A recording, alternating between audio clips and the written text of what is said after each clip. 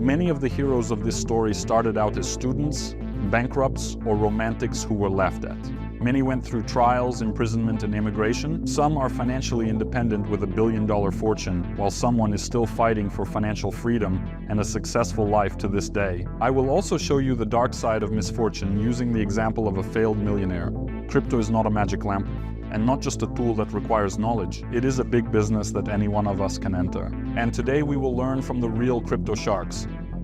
Roger Vera, is he a debtor or a millionaire? Current amount of bitcoins owned, unknown. Estimated current capital, unknown. According to various estimates, it ranges from a debt of $47 million to a fortune of $800 million. Born and raised in Silicon Valley, Roger made a living by selling fireworks on eBay. Later, in a complicated criminal case where he was accused of manufacturing explosives, he made a deal with the investigation and pleaded partially guilty in this criminal offense. He served 10 months in prison and then moved to Japan in 2006. With experience in investing, though not very successful, in 2010, Roger Vera learned about crypto and quickly became passionate about the idea. He not only bought a significant amount of cryptocurrency but also constantly talked about it to anyone willing to listen, like a preacher. For this, he earned the nickname Bitcoin Jesus. In 2011, when Bitcoin was worth about $10, he predicted that digital money would outperform any other asset class by a factor of 100 in the next 2 years. And then he watched as his prediction came true. Vera invested in various startups based on the idea of digital money.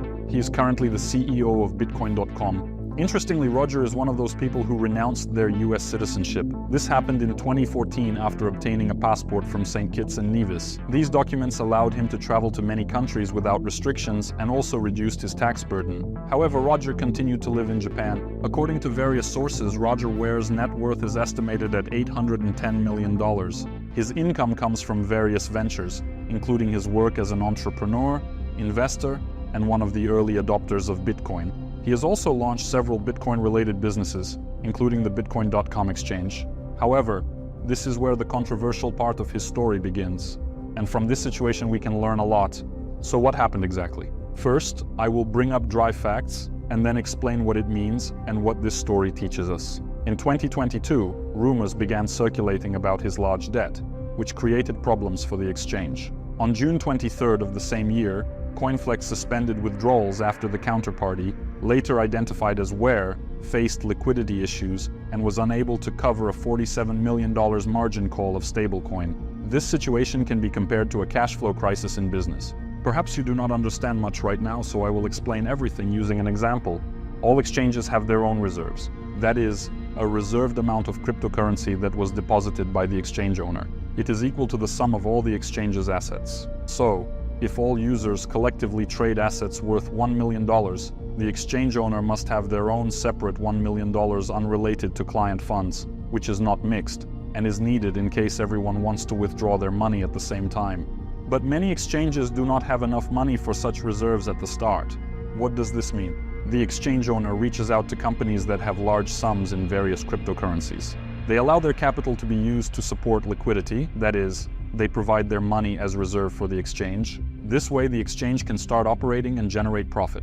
However, if the exchange owner provided it themselves, they would receive all the money from the fees, but in this case, a portion of that amount, their profit from the commission, is given to the company that helped them.